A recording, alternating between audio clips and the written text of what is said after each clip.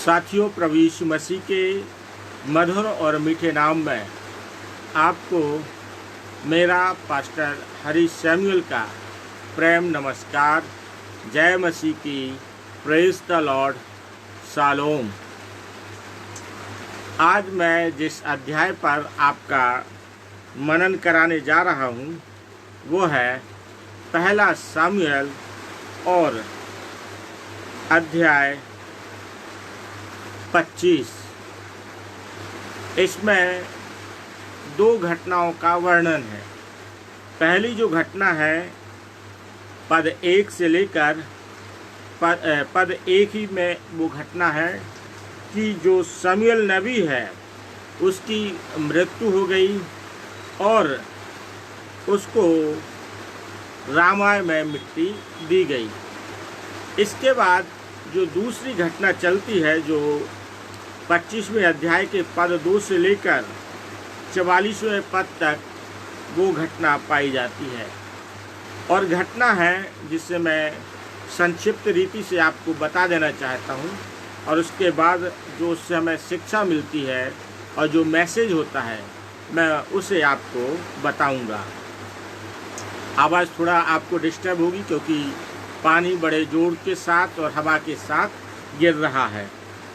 तो यहाँ पर जब आप दूसरे पद से पढ़ेंगे तो शीर्षक दिया है दाऊद और अबीगैल। यहाँ पर जो दाऊद है, माओन में एक पुरुष रहता था, अर्थात अबीगैल और उसका जो पति है वो नाबाल, वो रहा करते थे। और इनके पास धन संपत्ति में भेड़ बकरियां थीं, भेड़ें थीं, और जिनका जंगलों में ये भेड़ें चराई जाती थी। इनके जो चरवाहे थे वो जंगल में चराते थे।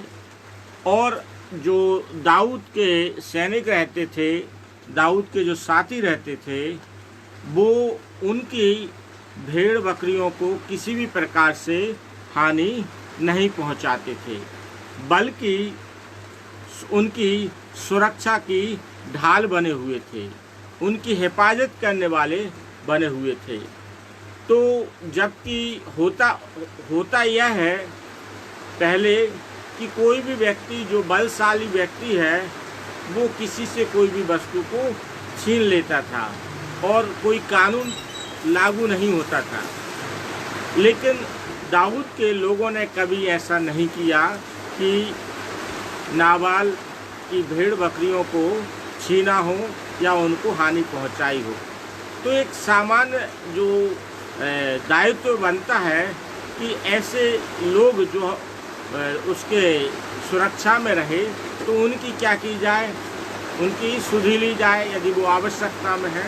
तो दाऊद ने अपने लोगों को नाबाल के पास भेजा कि कुछ भोजन वस्तुओं से प्रदान की जाए।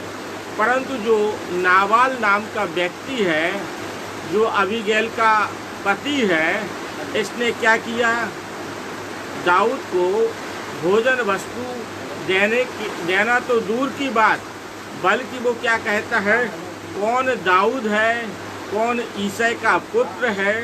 और वो एक प्रकार की बात बोलता है कि आजकल ऐसे बहुत से दास हो गए हैं जो अपने स्वामी से भाग आए हैं। उसका पूरा कहना ये था कि दाऊद शाऊल से भागता फिर रहा है, छिपता फिर रहा है। तो ये बात लेकर जो दाऊद के लोग थे वापस दाऊद के पास जाते हैं, और जब दाऊद को यह समाचार दिया जाता है तो दाऊद नाराज हो जाता है। और जब नाराज हो जाता है तो दाऊद ने ठान लिया था कि वो नाबाल के पूरे परिवार को, घराने को, बच्चों से सबको क्या करेगा, नाश करेगा। और एक सेवक जो है वो जाकर नाबाल की पत्नी जो अबीगैल है उसके पास जाकर बताता है कि दाऊद के और दाऊद के लोगों ने किस प्रकार से हमारी रक्षा मदद की, और नाबाल ने कैसे दाऊद की मदद करने की जगह उसको किस प्रकार से क्या किया, उसका अपमान किया और सहायता करने से क्या किया, मना कर दिया। इस प्रकार का संदेश जब अबीगैल को मालूम पड़ता है तो अबीगैल और ये भी बताया जाता है अब तो दाऊद ने नाबाल की हानि को ठान लिया होगा। और इस बात का संदेश जैसे अबीगैल को मालूम पड़ता है, अबीगैल फुर्ती करती है और फुर्ती करके दाऊद के लिए रोटी और दाखरस दाख मधु सब बांध कर ले जाती है। और जैसे ही दाऊद नाबाल को घात करने और उसके घराने को मारने के लिए निकलने को तैयार ही था और अबीगैल पहुंच जाती है। और अबीगैल क्या करती है, अपना उसको दंडवत करती है, प्रणाम करती है और उसको दाख की जो दाख की टिकिया और रोटी है, दाखरा सब उसे सौंपती है और एक बहुत अच्छी रीति से काउंसलिंग करती है दाऊद की। और दाऊद को बताती है सारी स्थिति कि नाबाल तो मूढ़ है, उसका नाम ही है मूर्खता है, पर तू तो प्रभु का जन है, प्रभु ने तेरी कैसी सहायता की। ये सारी बातें कहकर वो क्या करती है, नाबाल के भी प्राण बचा लेती है और दाऊद को नाबाल की हानि करने से और बल्कि अपने परिवार की रक्षा करती है अबीगैल। इसके बाद हम देखते हैं कि जो घटना आगे बढ़ती है तो आपको इस बात को मिलेगा कि परमेश्वर ने नाबाल को मारा और अबीगैल बाद में दाऊद की पत्नी बनती है। अब यहाँ से जो हमें शिक्षा मिलती है वो मुझे और आपको बहुत अच्छी रीति से समझने वाले बनना है, ठीक है ना। पहली शिक्षा जो हमें इस बात को सीखने को मिलती है कि यदि कोई व्यक्ति हमारी सहायता के लिए बिना लाभ के खड़ा रहता है और जब उससे हमारी आवश्यकता होती है तो हमें उसकी सहायता करने वाले बनना चाहिए। दाऊद और दाऊद के जनों ने नाबाल की हर प्रकार से उसकी भेड़ बकरियों की और उसकी संपत्ति की रक्षा की। तो एक सामान्य हमारा दायित्व बनता है, नाबाल का एक सामान्य दायित्व था कि वो क्या करे, वो उनकी मदद करे। पर नाबाल ने क्या किया, मूर्खता प्रकट की, मना करता है कौन ईसाई है, कौन दाऊद है। और आजकल बहुत से लोग क्या हो गए हैं कि अपने स्वामी के घर से भाग आए हैं। तो मदद करने की जगह बल्कि ऐसी आलोचना करता है जो शोभा नहीं देती है। तो मुझे और आपके लिए कोई सहायता करता है तो हमें उनकी मदद करने वाला बनना है। अब आज की तारीख में आपकी मदद करने वाला कौन है? यदि आप कल्पना करें, अभी कोरोना काल चल रहा है और हर एक व्यक्ति को मानो अपने प्राणों के लाले पड़े हैं, हर व्यक्ति अपनी सुरक्षा चाह रहा है और ऐसी सारी सुरक्षा आप चाह रहे हैं, आप कल्पना कर रहे हैं, तो आपके लिए कौन आपकी सुरक्षा के लिए आपके साथ खड़ा है? प्रभु यीशु मसीह खड़ा है। लेकिन आपकी सुरक्षा के लिए, आपकी देखभाल के लिए दिन रात प्रार्थना करने वाले कौन हैं? प्रभु के जन हैं, प्रभु के लोग हैं, जो आपके लिए, आपकी सुरक्षा के लिए प्रतिदिन प्रार्थना कर रहे हैं।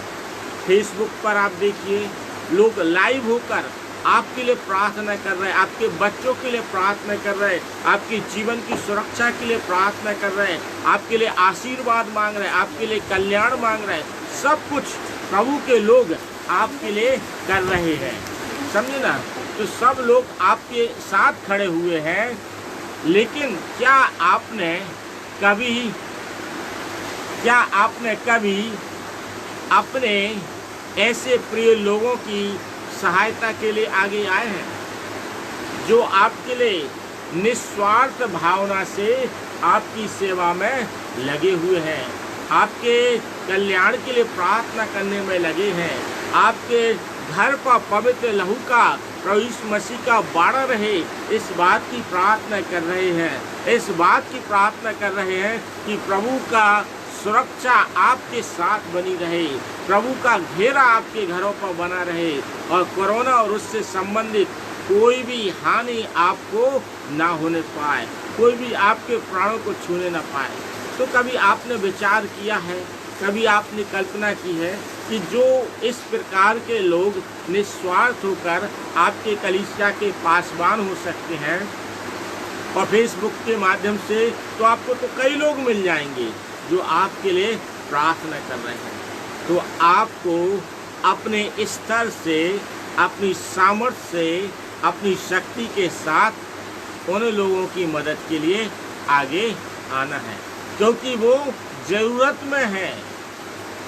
वो परमेश्वर तो उनकी कमी घटी को पूरा कर देगा, पर आप अपना सोचिए कि आपको परमेश्वर ने सक्षम बनाया। नाबाल के लिए परमेश्वर ने सक्षम बनाया था, हर प्रकार से उसको दृढ़ किया था, मजबूत किया था, भरपूर किया था, लेकिन ये सौभाग्य उसे मिलने के बावजूद उसने उसको पूरा नहीं किया। तो ये बात हमें समझना है।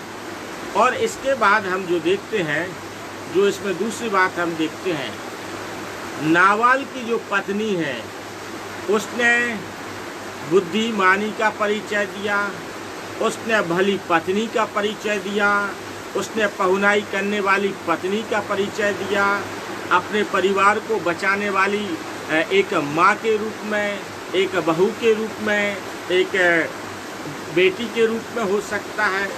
उसने बहुत अच्छा रोल अपनाया। वो इस बात को समझ गई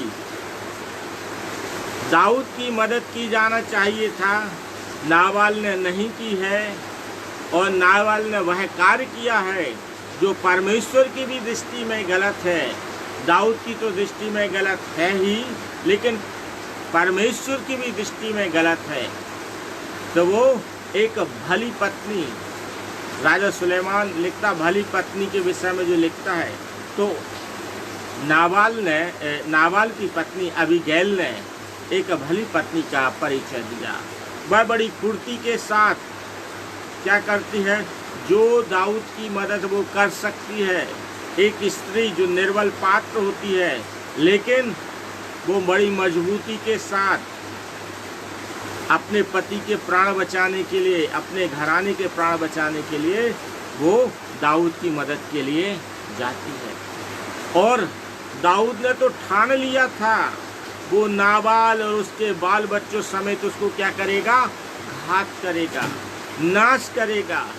लेकिन अबीगैल ये केवल नाबाल की पत्नी नहीं, बल्कि एक बुद्धिमान लेडी है, महिला है, एक बुद्धि जिसके अंदर बुद्धि वास करती है। उसने बड़ी बुद्धिमानी के साथ दाऊद की क्या की, काउंसलिंग की, दाऊद को समझाया, दाऊद को बताया कि स्वामी प्रभु तू उस नाबाल की बातों में क्यों आता है, वो उसका नाम नाबाल है, वो मूर्ख है, और तू एक मूर्ख व्यक्ति के प्राण लेने के क्यों प्राण ले, क्यों अपने हाथों को एक मूर्ख व्यक्ति का नाश करके क्यों हाथों को खून से रंगे। और इस प्रकार से बहुत अच्छी रीति से उसने, जब आप पढ़ेंगे 25वां अध्याय, तो आप उसकी जो काउंसलिंग देखेंगे तो टॉप क्वालिटी की काउंसलिंग आप पाएंगे अबीगैल की। क्योंकि मैंने लगभग 10 साल चापा में लेप्रेसी मिशन का अस्पताल है, कुष्ठ रोगियों के बीच में काउंसलिंग का काम किया, और न केवल कुष्ठ रोगियों के बीच में बल्कि साथ में वहाँ पर जनरल मरीज आते थे और अन्य मानसिक रीति से और अन्य समस्याओं से ग्रसित जो लोग आते थे, उनकी काउंसलिंग मैंने की है। तो जो काउंसलिंग की जो मेन प्रमुख बात होती है कि काउंसलिंग जब आप किसी की करते हैं तो दबाव के द्वारा व्यक्ति स्वीकार न करे, बल्कि आपके परामर्श के द्वारा और काउंसलिंग के द्वारा व्यक्ति स्वयं इस बात को स्वीकार कर ले कि उसे क्या करना है, क्या सही है, सही निर्णय लेने वाला बन सके। और अबीगैल की एक के बाद एक आप देखेंगे तो बहुत क्रम पूर्वक एक सिस्टम के साथ दाऊद को बड़े बुद्धिमानी के साथ क्या करती है, काउंसलिंग करती है, उसको सारी बातें प्रकट करती है और दाऊद को सारी बातें बताकर क्या कर लेती है, उसका हृदय जीत लेती है और दाऊद इस बात को मानने को स्वीकार हो जाता है कि अब मैं अबीगैल के प्राण नहीं, नाबाल के प्राण नहीं लूँगा। अब बोलता है मैंने तो ठान ही लिया था। तो इस बात को मुझे और आपको क्या है, समझने की आवश्यकता है। हम उन महिलाओं के लिए जिनके पति कई बार नाबाल जैसे होते हैं, तो बुद्धिमान महिला के द्वारा क्या होता है, परिवार संभलता है। बुद्धिमान महिला के द्वारा परिवार में आशीष आती है, परिवार में कल्याण आता है। तो ये चीज़ें हमें बुद्धिमानी के साथ उन बहनों को बुद्धिमानी दिखाना चाहिए जो अपने प्राणों की, अपने परिवार की और सबकी रक्षा मदद करना चाहती हैं। तो अबीगैल से हमें उस तरीके को, उस काउंसलिंग को, उस सिस्टम से हमें सीखने की आवश्यकता है। इसके बाद तीसरी बात जो हम देखते हैं कि नाबाल ने जो गलती की थी, दाऊद ने तो हाथ नहीं उठाया, परंतु नाबाल ने जो मूर्खता दी, जो मूढ़ता दिखाई, उसका परिणाम हम देखते हैं, परमेश्वर ने नाबाल को मार दिया। तो आप इस बात को स्मरण रखिए कि आपके साथ यदि कोई गलत कर रहा है, कोई बुरा कर रहा है, तो आप शांत बस रहिए, आपकी ओर से परमेश्वर लड़ेगा। दाऊद यही बोलता है, परमेश्वर ने मुझे नाबाल को घात करने से बचा लिया, लेकिन परमेश्वर ने मार कर मेरा न्याय किया है।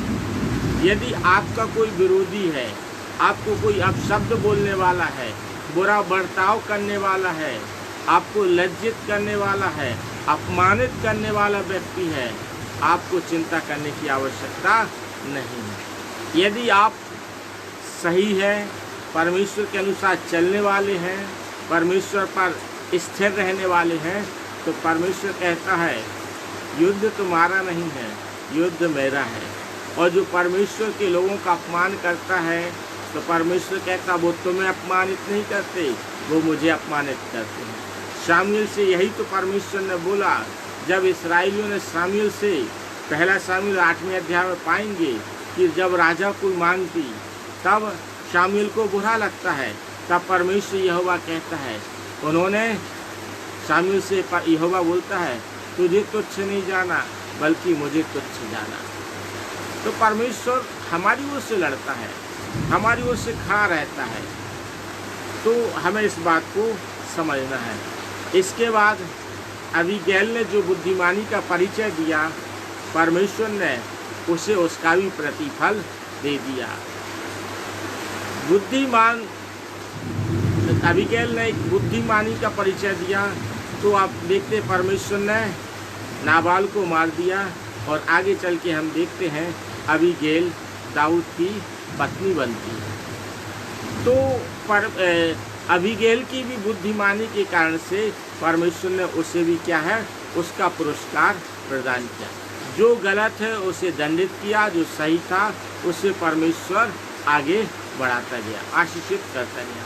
हमारे भी जीवन में यही बात है।